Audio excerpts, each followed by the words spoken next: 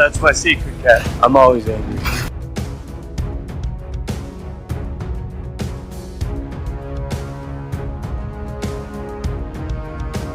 Alright. I ran out of patience. On the roost! Hey everyone, Captain, big fan of Spider-Man.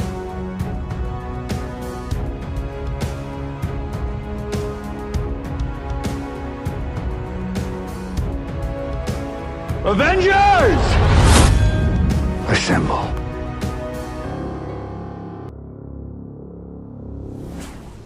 Hello, Peter. Hello and welcome back to the Infinity Saga and Beyond, an MCU fan podcast. My name is Jordan Wiegand, and today we are joined by Jack Sewpersaud. How are you today, Jack? Good. Getting excited for the fact that it's Thanksgiving break, right? For me in college, that's great because I get to be off of college for a week, Right. which is nice. And also excited to be talking about what I think is a top 5 MCU movie, at least in my opinion. It takes that spot, which is Black Panther Wakanda Forever. Yes, we are talking Black Panther Wakanda Forever. So if you haven't watched it, turn back now. Also some good news. Bob Chapek is gone. We'll talk about that on our Disney podcast within the coming weeks when Iger gets a little bit more settled in. But yeah, so that you're probably going to see some differences with Marvel going forward with that. I think he was kind of causing a lot of issues with talent, the Scarlett Johansson issue with Black Widow, and just a whole bunch of issues. So it is related to Marvel, but most of the stuff we'll talk about on our Disney show Behind the Dreams with Jack and I as we get closer to maybe getting more information on exactly what Iger's plans are, as he just took over this morning. Also, good news before we jump in: not Black Panther. Sorry, that's the movie we're going to talk about. Blade has found a new director and a new writer, so that is getting back on. The director is Jan Demange, who directed the pilot of HBO's horror series Lovecraft Country. And then also the writer, Michael Starbury, who had earned an Emmy nomination for writing an episode of Ava DuVernay's drama When They See Us, is writing the brand new script. And its release date is set for September 6th of 2024. So back on track. Well, that's good. That's good news. They have plenty of time to make it. They have to just have to pretty much be filming in September of next year, so they got plenty of time. Yeah, they can do it. I'm just happy that the project is resuming and not getting stuck in what's colloquially known as development hell. You know, where things say they're going to happen, and there's talks about it being revived, and then peter out again, and then revive, go away again. Yeah. Your usual Star Wars movie now after Rise of Skywalker. or like the Channing Tatum Gambit movie, you know, like that. Yes, yeah. Spider-Man 4 from Sam Raimi, that kind of stuff. Yes. Yep. The Sam Raimi fourth one, yeah. Yeah, a lot of films end up in purgatory, but somewhere that has a purgatory, maybe Wakanda Forever, depending on what you want to consider the ancestral plane. Yeah. Ancestral plane. Yes. Yeah, it's something like that. But yeah, so we're moving on. A good segue there. But Black Panther Wakanda Forever, directed by Ryan Coogler, screenplay by Ryan Coogler and Joe Robert Cole. And it's a story by Ryan Coogler. And it starred Letitia Wright, Lupita Nyong'o, Denai Guerrero, if I said that right, Winston Duke, Dominique Thorne, Tenoch Horta. If I butchered that, I'm sorry. I'm sure he's listening. Martin Freeman, Julia Louis-Dreyfus, and Angela Bassett. And the music was by Ludwig Göransson, who really rose on the scene with Black Panther 1 and got The Mandalorian after that. And it released November 11th, 2022 in the United States of America. I don't have like a synopsis. I have the whole plot, but I don't have a synopsis. But pretty much quick synopsis: T'Challa has passed. There's no more heart-shaped herb, so there is no more Black Panther. The U.S. government and France governments are also trying to find more vibranium and accidentally kind of awaken the Namor's people, which makes a war against the surface brewing. Does that sound good as a quick Yeah, I mean, on summary of the film? Letterboxd, what it says is Queen Ramonda, Shuri, M'Baku Okoye, and the Dora Milaje fight to protect their nation from intervening world powers in the wake of King T'Challa's death. As the Wakandans strive to embrace their next chapter, the heroes must band together with the help of War Dog Nakia and Everett Ross and forge a new path for the Kingdom of Wakanda. Yes. So you kind of gave some initial thoughts, but maybe shed some more light on what makes this a top 5 MCU film for you. Well, for one, I think that the story is incredible. The fact that it makes you feel so many emotions all at once, or maybe not all at once, but throughout the entire run of the movie. It's 2 hours or 2 hours and 40 minutes long, something like that. But it doesn't feel wasted at all. None of it feels wasted. It's there's action where there needs to be. There's emotional weight where it needs to be. It feels like a tribute to Chadwick Boseman, which is exactly what they meant it to be. The soundtrack, I've been listening to that ever since it came out. There's some great soundtracks on there. It also managed to be a good story that was more self-contained than everything else, which I kind of liked. I liked that they were able to tell a story where not everything had to be setting something else up.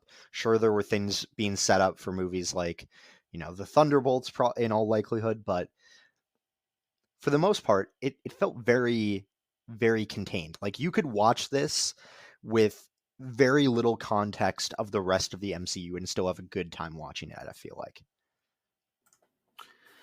Yeah, I agree with that. I'll push back on some of this stuff because for me, this isn't close to top 5. Oh.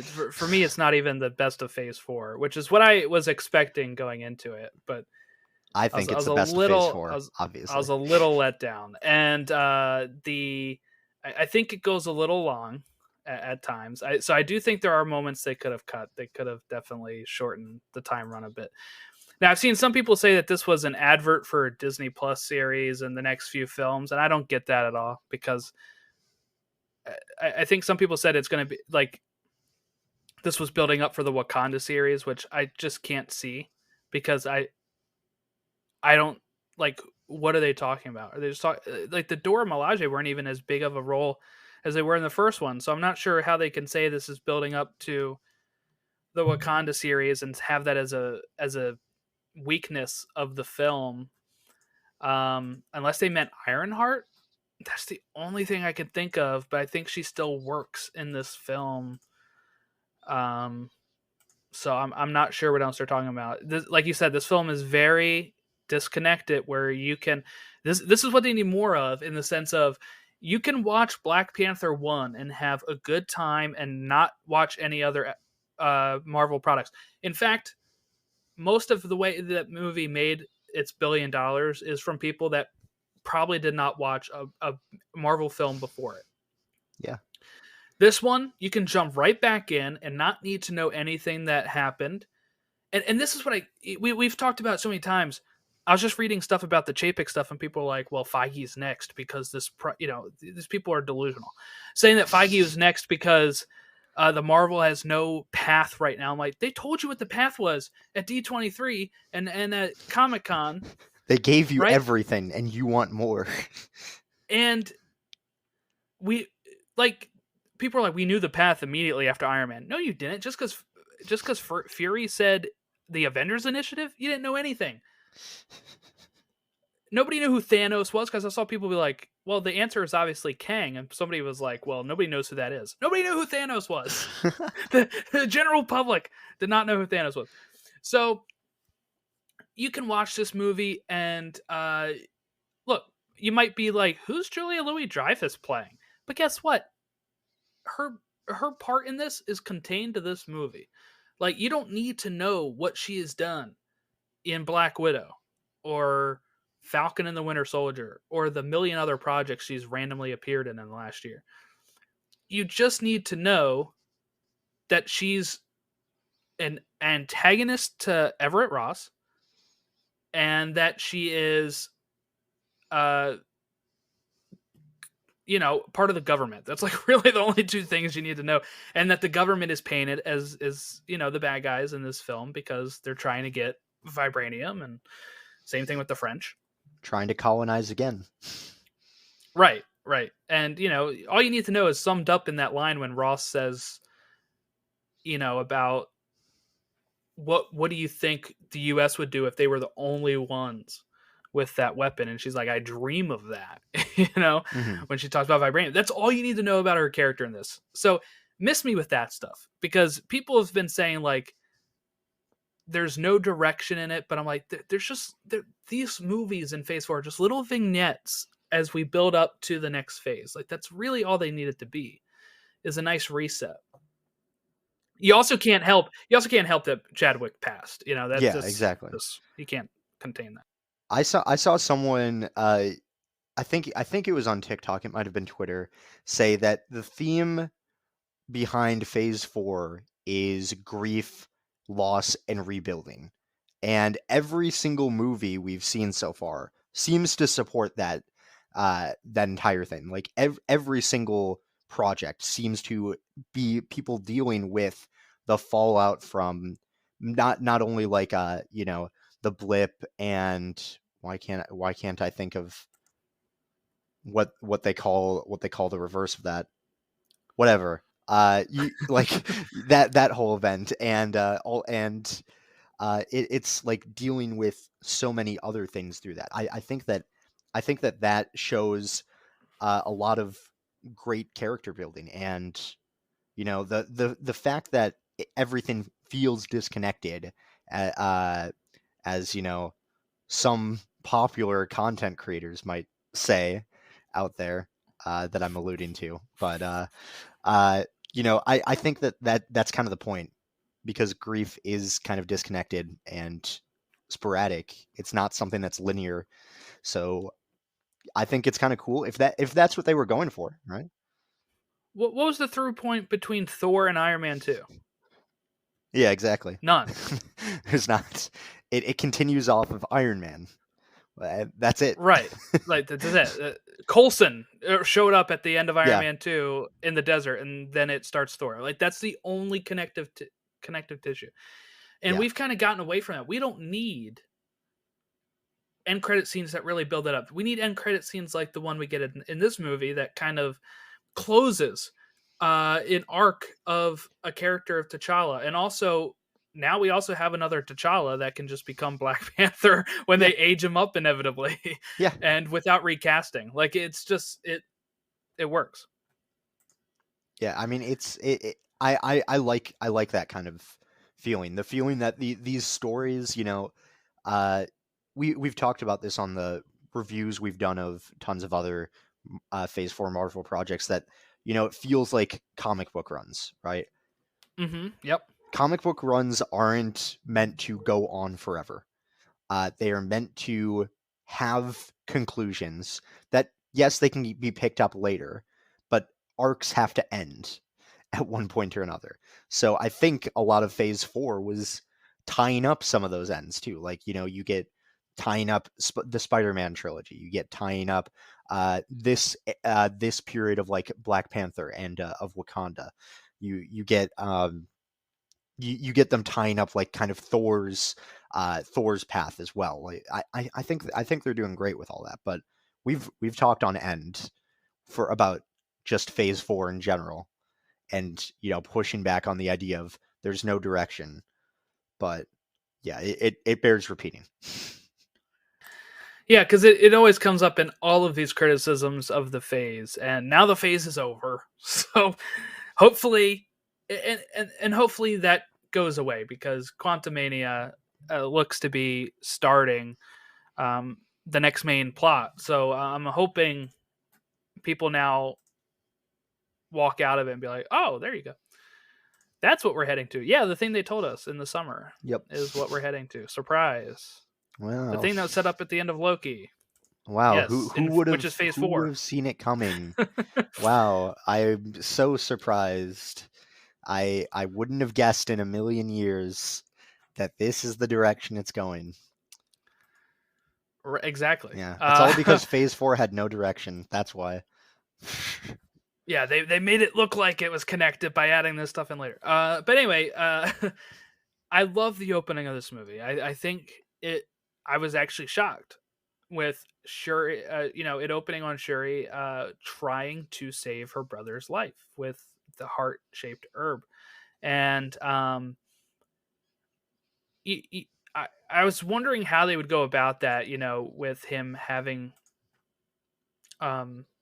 with Killmonger having destroyed the heart-shaped herb. And I wonder if this is something that they were planning to do in the sequel anyway, or if this is something they kind of had to backtrack on because of Chadwick passing. But finding a way to kind of make a synthetic heart-shaped herb that comes back around at the end of the movie so she can become the next Black Panther.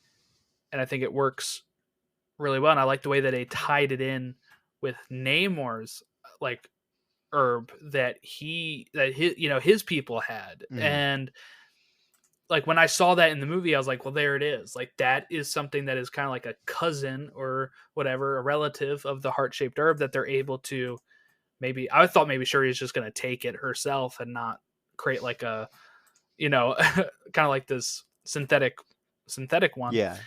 But I think that part really worked. And then of course the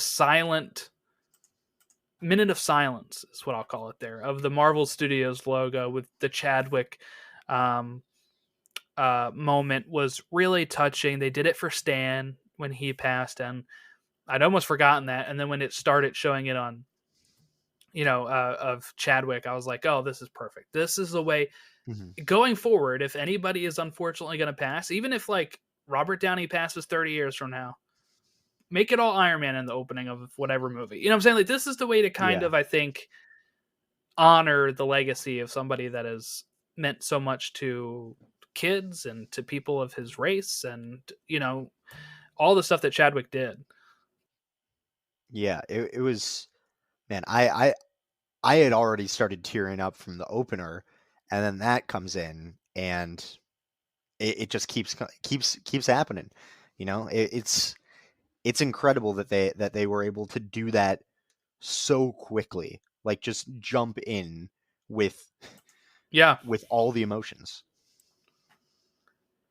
Yeah, it was again, I wasn't expecting that. I thought maybe we would open with like the funeral and they would just kind of brush how he passed. They even mentioned it's like an illness and like an unverified illness, I think is what Anderson Coop says, as he's talking on the our boy AC, as he's talking on the show there.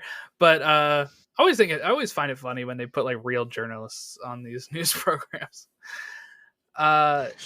Sometimes immersion breaking, sometimes it makes you feel more immersive. I don't know. I don't know. It can go either way, I guess. But I think it's interesting. I did not expect to see Anderson Cooper in the MCU, but he's canon. He's canon. Yeah, they've done that before, haven't they? I know they did I know they had him in one of the DC films, I think. I swear I saw CNN in one of those. He's crossed the streams. He is in both universes. He's the only one. He's always inevitable. A reporter. He is inevitable. He will get down to he will find the bottom of the story. But yes, he's in it. He kind of mentions a mysterious illness that is unidentified. So we don't know what it is. And I know some people were like, well, wouldn't Wakanda have a cure for it? And they did it well with this. And it also is something Stan Lee was very cautious of. I think what I've read is that like any storyline of an advanced society like this could still never find the cure for something like cancer, because Stan wanted to ground it into our world where somebody could still, like, it's not a magical, like, cure all thing. It's somebody had cancer. Guess what? They still pass, because it's stories you can relate to. Now, they don't mention cancer. I think that might be more on because of not wanting to bring that up for Chadwick. That's kind of like breaking a fourth wall type of thing. So I think keeping it unidentified is probably the way smart. to go with that. Yeah.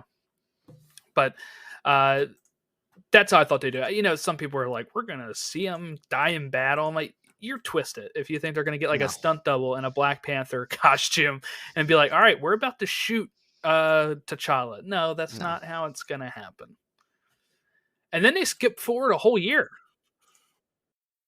Yeah, the full year skip, I wasn't quite anticipating that. But I think like, you know, it shows you just how long grief takes, really, to not even completely get past, but, you know, to even start processing.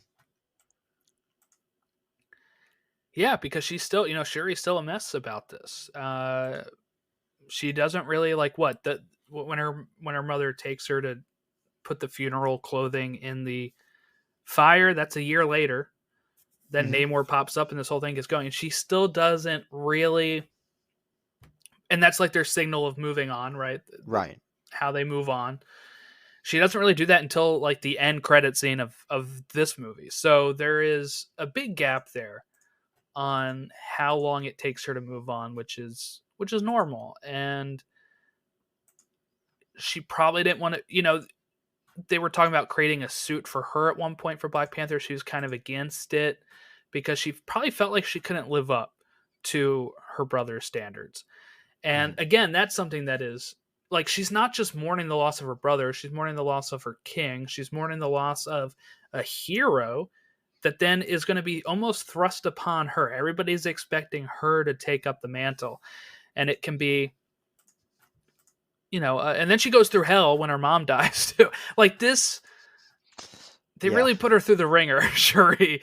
Here, one of it is understandable because you know, unfortunately, Chadwick passed away.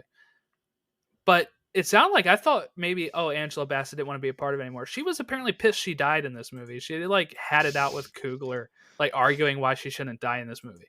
So she very much wanted to be a part of this. So I found that interesting, but I don't know. Do you think that's maybe because they wanted to have somebody else accessible in the ancestral plane when we get there another time in the future? I think it adds to kind of the emotional weight of things, and also I think is meant to kind of line things up like in a parallel path with Namor, right? You know, trying to line that up, like you've both lost everything to you, right? How do you deal with that? And I think that kind of sets up the final fight like perfectly, right? Like that whole thing just sets it up perfectly. I think I cried during that scene, I will say, because that was just, man, that was just so sad to see that happen. And also Namor's line during that, like, what was it? Bury your dead, mourn your losses, but suit up. You're the queen now, and like, Right. diving back into the water. Oh my god! Like, also, just to go away from this for a second, talk about someone stealing the show. Yeah. Tenoch Huerta as Namor was just incredible in every sense of the word. He was perfect. I like how they gave him the origin of his name Namor in this too. Like, that's not from the comics. That's something that they co-opted when they changed the whole history of like the Atlanteans into the what did they call them? The Talokans. When they changed them to being more like Aztec themed, they changed that and co-opted like the Spanish meaning and fitting that in was perfect. Like when they did that in the movie, I was like, oh my god, like that's perfect.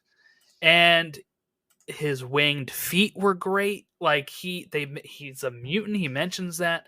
His backstory in this is perfect. Like he was the highlight of the movie for me. I really think that he was a strong villain. I like him much more than Killmonger. I know people will probably have it out for me for that, but I really liked him because Killmonger took it too far, right? Like I feel like Killmonger took it too far. His thing was like, I've kind of been cast aside my whole life. My uncle ended up killing my dad. Now I'm just going to kill the whole world, right?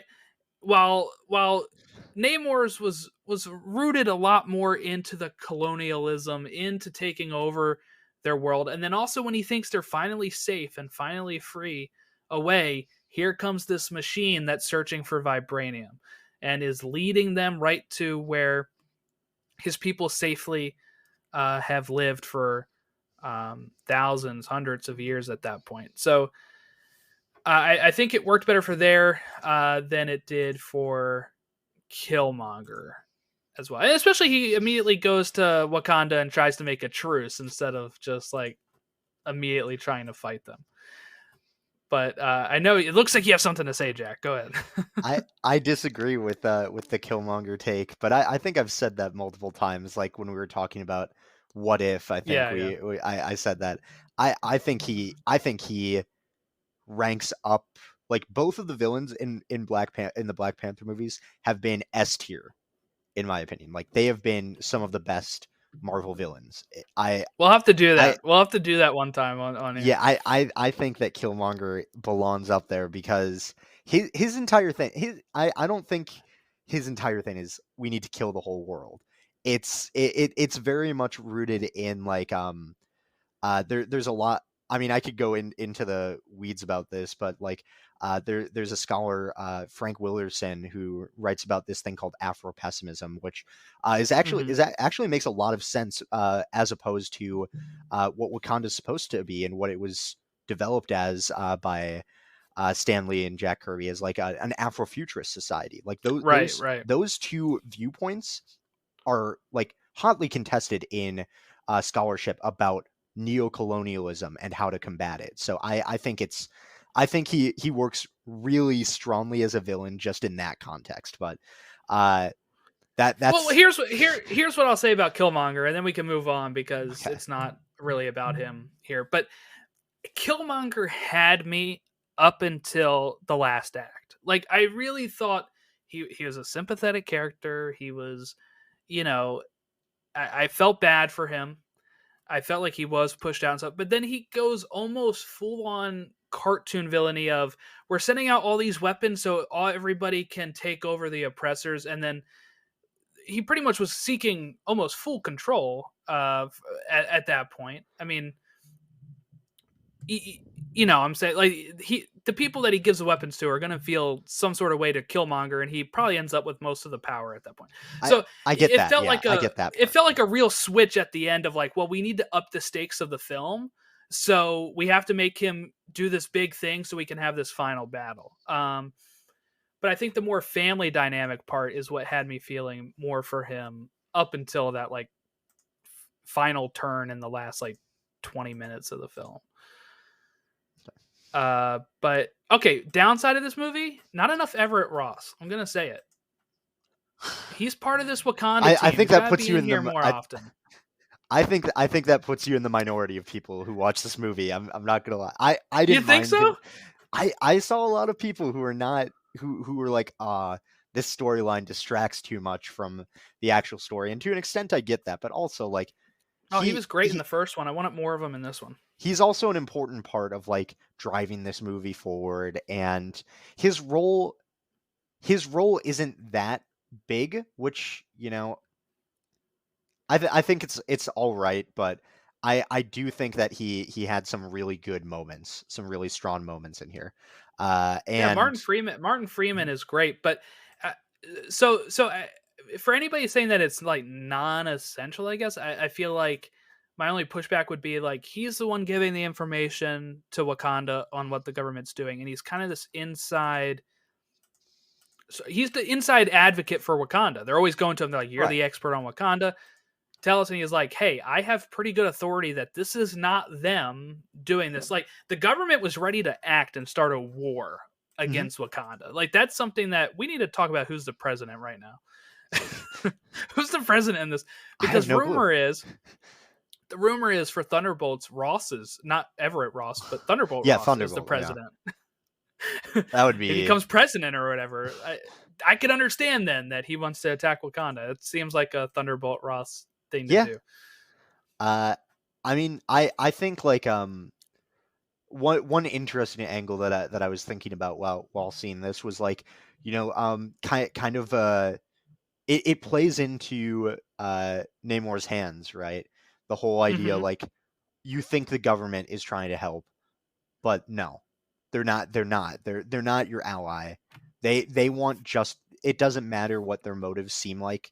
They want you to get destroyed. They want to take vibranium. Like Yeah. that.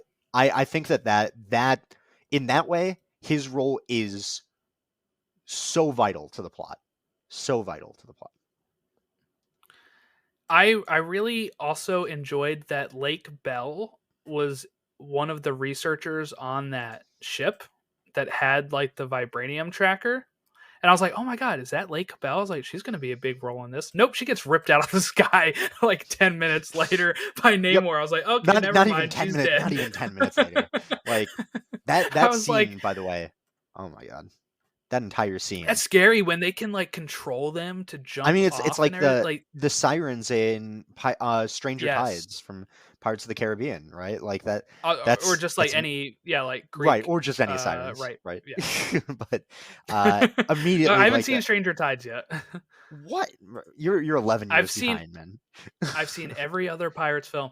Skip Stranger Tides because I was like, there's no Will Turner and there's Okay, no Elizabeth Turner, so I'm out. okay, fair enough, But I have it though. I gotta watch it, but you I you haven't have the movie and haven't watched it. to complete the set. I need the Come on. set. It's not as good as the others. I'll say that much. But I still think like that part was just haunting. Like when you start hearing like the Mm-hmm.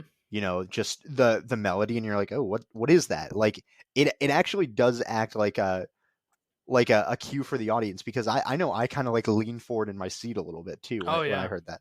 Like I thought, I took an entire class on how music motivates like the audience to feel things, and I was like, yeah, Ludwig Göransson really popped off with this movie, with everything in this, because he that scene was just terrifying, but like perfectly terrifying. I think showing just the might of Talokan, right? Yeah. What else did Goranson do? Did he do Community? What did he do? Yeah, he did do Community. Yeah, he That's did because Community. he produced This Is America with Donald Yes, Glover. he's friends with Yep. Glover. He, Yeah. he produced a lot of his music. So Dude, the guy's 38 years old and he has scored Star Wars music, Venom, Tenet, Marvel, Creed, yeah, Black Panther, Community. I mean, he's just done that it all at is this pretty point. amazing. Yeah. Yeah. 38 years old. He's done it all. He's created the best Star Wars music since the original John Williams, really. Mhm. I mean, he's lights out with that Mando theme is one of my favorite pieces. It's so good. Riri Williams, let's get to it. MIT. She had been talked about being in this movie for a while. She has her like Mark 1 Iron Man suit, which is like I love that the like cops coming in is like, does she have an Iron Man suit? Because like obviously that's what they'll call it. Like what else are you gonna call it? Right. It's somebody modeling it after Iron Man. They're gonna come in and be like, oh my God, that's an Iron Man suit. Yeah. But yeah, the FBI is after her and after following the Dora Milaje and Shuri and Okoye. Yeah. I only have one complaint with anything about Riri Williams, and it's that dorm room is unrealistic. I've lived in a dorm room. What It was doesn't look those like that. windows? Yeah, right. Like the windows were like she ceiling had to like floor window. What? and having her own bathroom. No, that's Yeah, I no. had like a semi-private bathroom, but I still shared it with with 5 other people. Like I don't know. I don't know how much she's paying for a dorm. Like, sure, there's single dorms, but single dorms usually don't have bathrooms, right? Like, That was and the thing. The windows really threw me off. I was like, this looks like $1 million apartment. What is yeah, she this is like a doing penthouse here? suite. This is penthouse suite right here. Yes, This is not a college dorm. So it was that funny. part was a little that's legitimately my only complaint with Riri Williams at all in this movie. I think she was used like really well otherwise. Like uh her interactions with Okoye and Shuri are just Mhm. fantastic. Um and I think like I know some people didn't like her suit that she makes in Wakanda, Yeah, that's but me. I think it's okay. A I little think too Power Ranger esque is how okay. I will say it. I think it looked nice, and it makes sense that it looks kind of it looked pretty futuristic, I think, and it looked I think it looked sleek, and it kind of matched the aesthetic of like Wakanda's armor. Like I can't remember what they called the new armor that Have you seen her uh comic one though? yes, It I is so have seen good. that one, I believe. Like I really like this. So when you get something like this, then I'm like, I don't, it doesn't even have the heart. Really, it has a V. Like I don't know. I feel like this Yeah, the heart is is a bit stretched out. The heart's a bit stretched out in that. Uh yeah. But like her I original, this is her I'm sure original we'll suit see when it. she first makes one. I'm But sure we'll see it I mean we have an entire series coming up with her in it, right? So yes, yeah. I was I so bet we see it. thankful when they said when they said you can't take this suit with you. I was like, all right, she's gonna make her she's gonna make her own again. Um, I can't imagine like also I can't imagine how overpowered she would be with a vibranium Iron Man suit. Yeah, right? Like That is over. the That's a lot of power there. the hood trying to take her down it like when she just has a vibranium suit like bro you're done. Yeah. That It the wouldn't make series is much over in one sense. episode. The series Yeah, ends after episode 1. accidentally kills him with her vibranium suit. Like I guess that's it. Yeah. That's over. Yep. um, but no, I think the character herself was fine. I'm a big Riri Williams fan. I read like her comic, um, and it was actually some of the most fun I've had reading some recent Marvel comics. So I do recommend for anybody to read the one. I forget what year it was, like 2016, I think, that I had read. It was like a eight. It probably only lasted 8 or 10 issues, but it was a lot of fun. And they had some crossovers with Miles Morales and some other Young Avenger characters. That was a lot of fun, but totally recommend. She's just a fun character, and in those books, her AI is like Tony Stark. It's just a lot of a lot of fun. So highly recommend for people that might be a little like even if you didn't like her in this thing, I would say the comic is a really good portrayal of her. If you didn't like her in this, that you'll probably have fun with her in the comic. I would hope because she's Yeah. fun. I think she was fantastic in this movie. I remember like the first clip they unveiled of Wakanda Forever was that scene where they go into her dorm, right? Oh, was And it? I didn't watch the oh scene. okay, like where like where they're where Shuri comes in and then Okoye comes in. She throws the Yeah, heater. but I didn't watch. They released that before the movie. Yeah, like a few days before it, yeah. Wow. And well, with no context around it, so you're like, okay, they're Yeah. You're talking like, to okay. Riri Williams, and I have no clue why, but they are, I think and it's cool that they used her the tech to make the vibranium thing. like the Yeah, and search, the also vibranium searcher. ju- another point against the government stealing a student's project to try and come up with material to make weapons. Could you think of a more US government thing? I don't think I can. Yeah, she doesn't even know it's being used, right? She did it for a Yeah. project. Yeah, like I don't That's know. I got an funny. A on that project. I didn't know. I don't know about it being used to try and find vibranium in the ocean. But sounds right with it sounds Yeah. right. Yeah, I like the way that they've positioned a lot of the government stuff. I really like that opening UN meeting too, with France like pretty much being caught with their pants around their ankles. As Oh yeah. now, I wonder how this worked. They open up this thing that's supposed to store all this vibranium, and the Dora Milaje come out. Were they just hiding in there for like hours, hoping that they get that I think they had they get intel cut up? before. I think that's the Yeah, thing. probably. They had like intel before that they were going to be coming. But like, oh my god, it was It's just a really cool scene, but it just was imagine amazing. like 30 minutes before when they're like, "Oh, we got to get in there like quickly."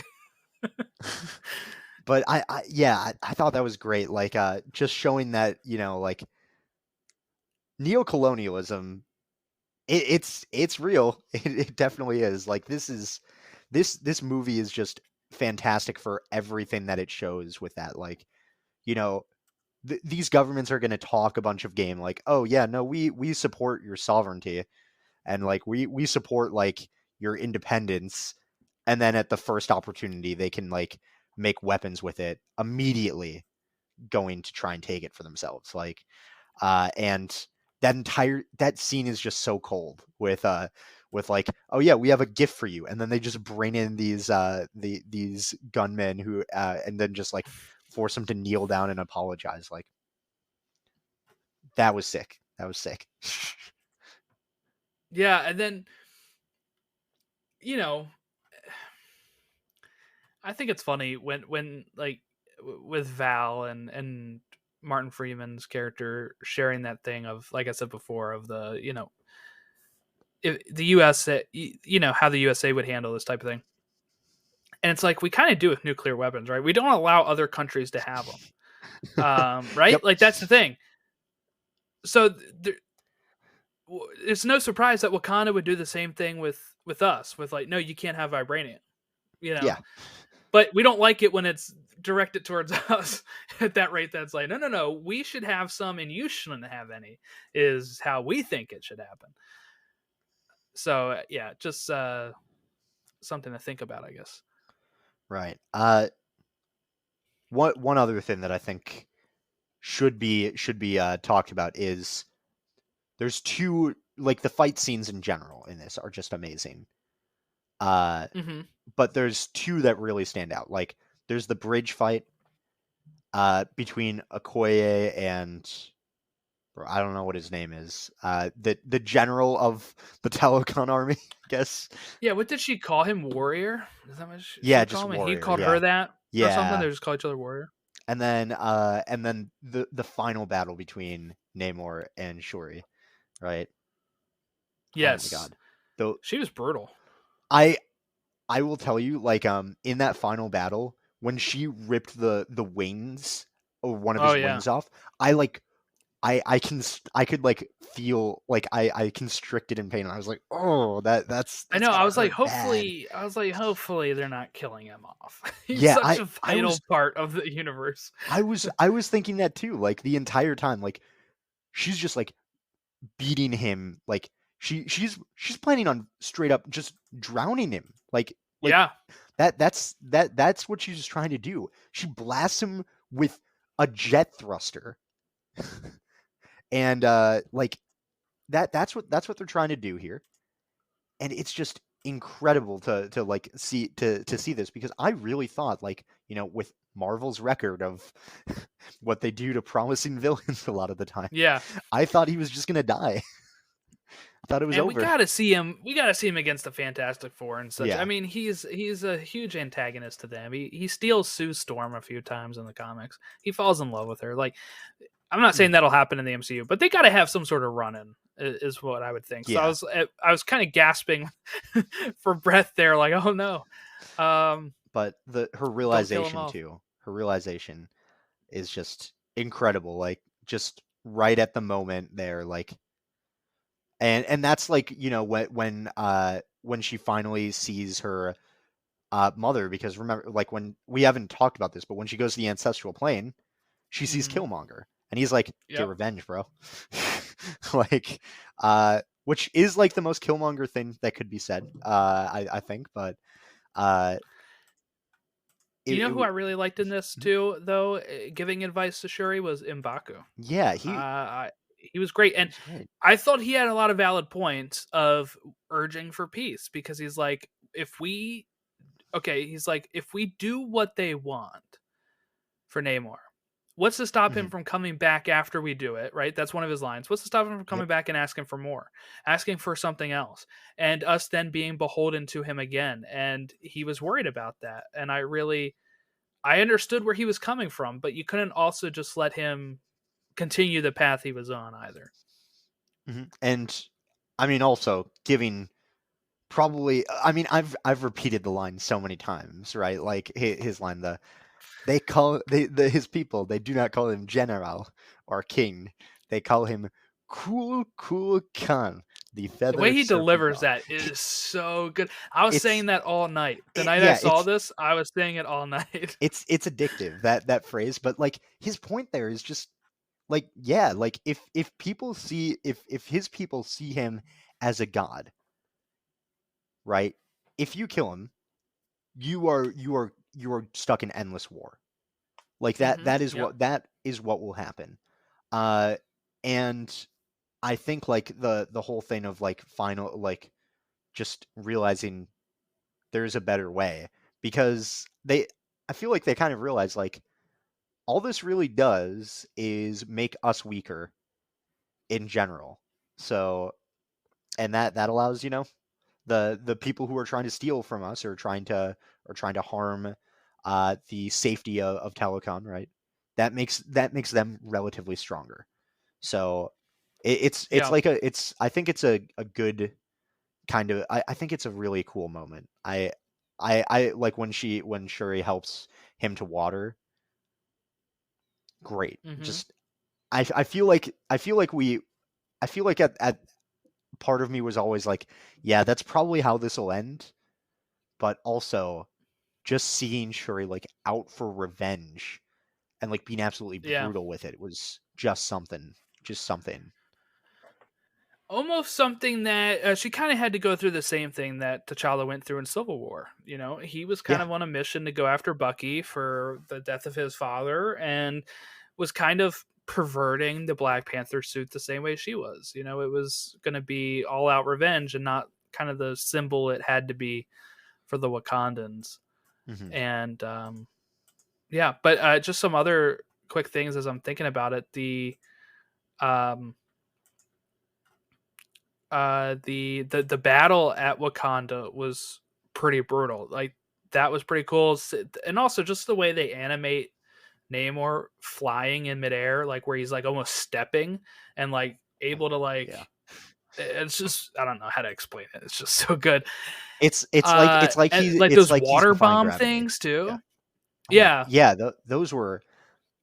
I mean, one thing I'll say is, have you played Splatoon before? No, but I've seen it. Okay. Because it reminded me of the ink bombs in Splatoon.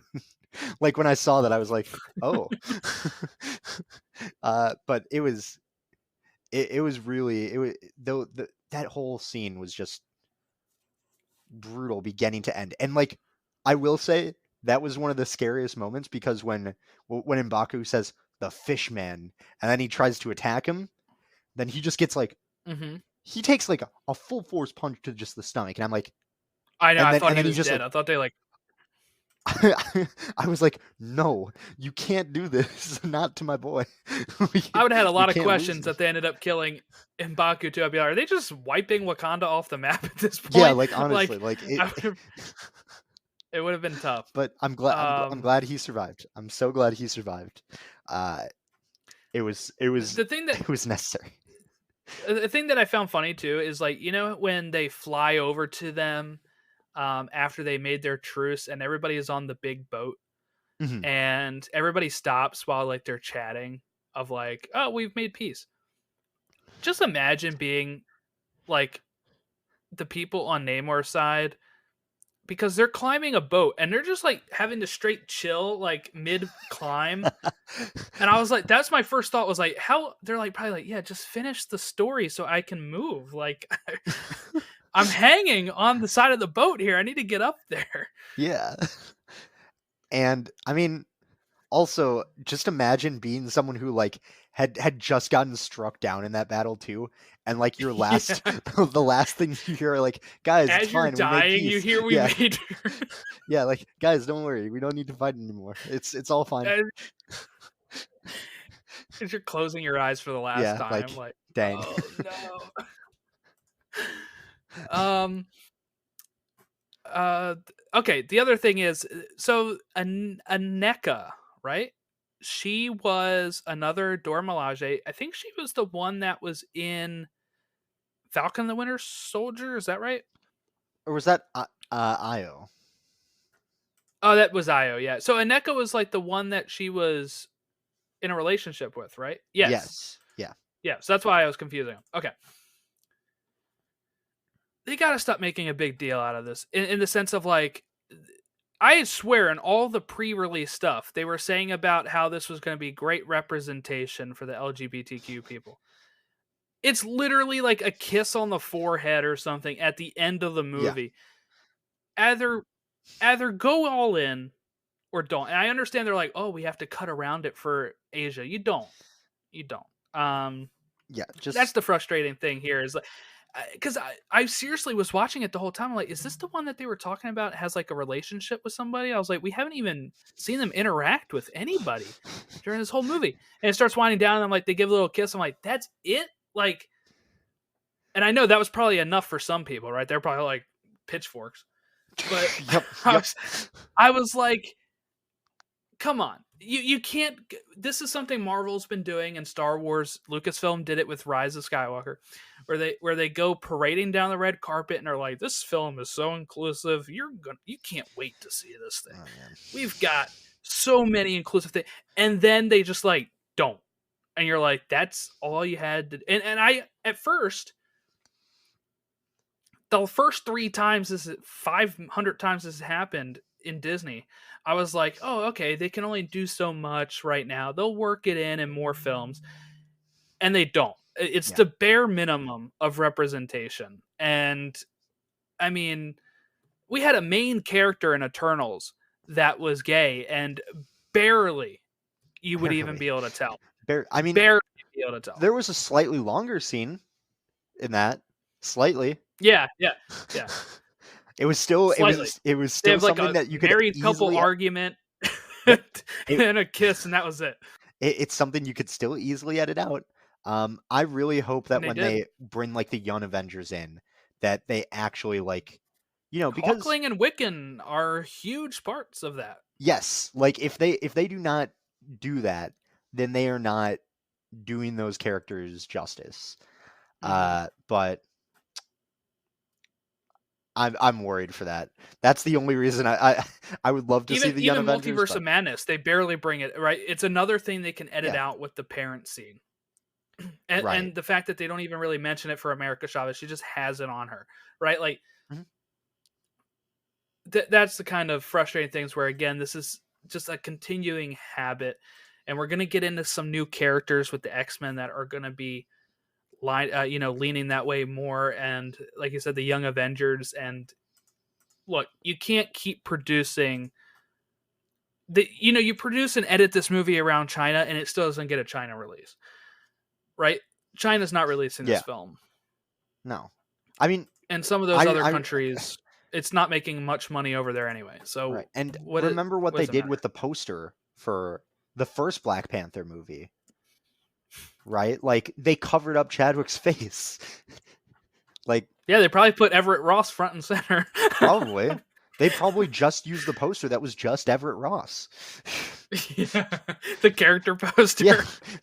They probably were just like, Yeah, this is our Now guy. this guy is interesting. This is Black Panther Yeah.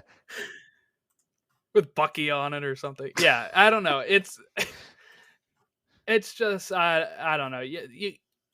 It's like trying to play both sides, so you always come out on top. And in fact, you're upsetting both Yeah, both exactly. sides. I think. Pick But- one. Pick one to upset less. Right. Like, well, there you go. I think I feel like that's, I feel like they should, but they probably won't. yeah. No, not until a character is like, again, they're giving these roles to like side characters that are not like the main face of the thing, right? And that is why, so they can cut around it. Rise of Skywalker, they made a big deal about it. And it's literally two resistance fighters kissing Two in the unnamed background, resistance 30 fighters. feet. 30 feet in the background, you know? Yep. It's like, stop promoting it then. I don't know. Stop saying it's so good because, you know, don't mention it then and just see if anybody finds it. It's like with Making a Thor: Where's Love and Waldo, I Thunder. guess. It's like with Thor: Love and Thunder. Like, oh, this movie. Oh yeah, they said that whole time this movie is going to be so queer, and it wasn't. No, I mean, you had Korg saying that he had two dads, and you had Valkyrie, and he's a saying that she had- rock person. Yeah, I mean, he's not. right. It's not like real representation. Yeah, and then you have Valkyrie saying, "Oh yeah, I like men and women." Like, And I'm a like king, right? That's what I get. Like, yeah. oh yeah, like we couldn't already infer that. Come on, you said that in Ragnarok. I'm pretty sure. No, it was a cut scene in Ragnarok. Oh They cut right, it. okay. Yeah. Either way, like, come on, like, I want. It's a real issue. People are feeling baited into it in the queer community. They are feeling baited by it. You know, they're being told go support this movie because of it, and it's not what they're being told, actually saying. Like, I don't blame them for being mad about it. If you're going to say this, actually do it. Like, I like that in Black Panther, both the first movie and this one in general, they did not compromise the idea of like an Afrofuturist society. It's really good. Like, I remember one of the stories was like how Marvel wanted the people in Wakanda to talk with like British accents. And the directors were like, no, that wouldn't make any sense because we're trying to show a society that was untouched by colonialism and kept a lot of their own traditions. And trying to show like what would happen if, you know, African countries didn't keep getting screwed over by European countries that colonized them. Right. Like that's what they were trying to show. And they did that. But, you know, it's things like this that show there's still a long way to go before you can get anywhere close to getting meaningful representation in so many other categories. And like, I hope they reach it eventually. I've got to say though, the trends make me still just very worried for projects like the Young Avengers. That's what I can't stop thinking about. It's I mean, even if you say, well, it's going to be on Disney Plus. I mean, Disney was going to put Love, Simon on Disney Plus and then moved it to Hulu. Like, now it's on Disney Plus. You can watch all 3 seasons on there. But I mean, or Love, Victor, whatever. It was Love, Simon, the movie, right? And then Love, Victor, the show, or vice versa. But anyway, they moved it off of Disney Plus before it premiered because of that. So not a great look when you keep publicizing it and then don't follow through. So but yeah. That's about it for Wakanda Forever. I guess before we just go, where do you see the next movie going? Is it a Shuri led film? Is she or are we gonna, the next time we get an actual Black Panther movie, is it young T'Challa? I hope we see I hope we see Shuri and Nakia kind of leading this, because this movie proved that they are both fully capable of carrying a movie like that. I would love to see more of it. I think we'll probably get a Disney Plus series before that, which I was gonna say, because I don't know the next time we get a Wakanda movie, because I feel like it's with how many years we know out, 4 years out at this point, and it's not listed. Yeah. I'm thinking I think Shuri will be the Black Panther for all these crossovers, but I'm not Mhm. sure if the next movie she will. It depends Yeah. on how far out it is. Yeah, and like This took 4 years, yeah, four and and a half. right. And also I don't know how you outdo this one, right? Like this was I mean, from where you would have expected this movie to be. Like if you would Hmm. ask me, I don't know, 7 or 8 months ago, how I would expect this movie to be. So worried. I was just going to be happy if we got like Yeah, a decent story. a coherent movie. Yeah. Now I'm talking about it as like I have it ranked as my 4th favorite MCU movie. Right? Like I Hmm. I know it's not up there for you, but No, but so here's the thing. This is better than I thought it would be when I was worried about it. But then after the first trailer, I really hyped myself up on this, and I thought masterpiece level, and it didn't reach that for me. So I was a little disappointed. I still enjoyed it overall. I think there was, and also I saw this movie late at night, so I think part of the long feeling I had is like, oh my god, I'm so tired. I got like, when is this movie over? So I do want to see it again. I haven't been able to get out there. I guess whenever it hits Disney Plus or Blu-ray, I'll be able to pause it and do whatever I want. I'll be, like it'll be easier for me to find the time mhm. because I saw this movie at I think at 8:15 showing, and it's like more than 2.5 hours long. So I got out of there at like 11 o'clock, and I was done. I saw it at 9:15. I know. I don't know And how you did it. I You're a college kid. that was after my long day where I woke up at 7, took 2 classes, and then I taught 2 Yeah, classes, and then I went to go coach debate, and then I went to go see the movie. that's Uh, crazy. but I loved it so much. There But was I one part where I was like my eyes were straining. I'm like, what? Like I'm so tired. But it's like Jack. Once you get there, once you hit 30, it's all oh man, downhill, right? Like literally, it was like the day I turned 30. I'm falling asleep on the couch at 10 o'clock. And that's what happens. Like just you it you blow happens out the instantly. candles on your 30th birthday, and that's what Yeah, man. That's unfortunate. instantly. I've got 8 years. I've got 8 years still You got eight before that. good years left. Well, if you want to give us a follow or give us your thoughts on Wakanda Forever, email us marvelplusrecaps@gmail.com, Twitter @TO Infinity Saga, Facebook.com/Infinity Saga Beyond. And this Friday is the holiday special for Guardians of the Galaxy. So this weekend, I'll probably be recording another episode to put out there for that. I've heard really great things. It looks a lot of fun with Kevin Bacon and all that. So it's James Gunn. He's the head of DC Films now. He's also churning out Marvel hits. It's a weird, weird time in the world. But that's what's next for us. And then, like I said, you'll catch Jack and I sometime talking about the Bob Iger mess, probably once he's done school for the semester. And then hopefully have you back on here for Ant-Man Quantumania. Yeah, the best man, Ant-Man. I'm so Also, happy they showed a trailer in the movie because yeah. sometimes my theater doesn't play the same trailers of other theaters because it's a local chain, Mhm. and sometimes they'll play like older ones. But anyway, I was very happy they showed the Quantumania one because it looks brilliant. The song music. choice, Yellow Brick Road, was I've been great. blasting that one too. In between the Black Panther soundtrack, Yes, yeah. I've been blasting that one. I tried to find the remix of it with like the sound effects they use in the trailer.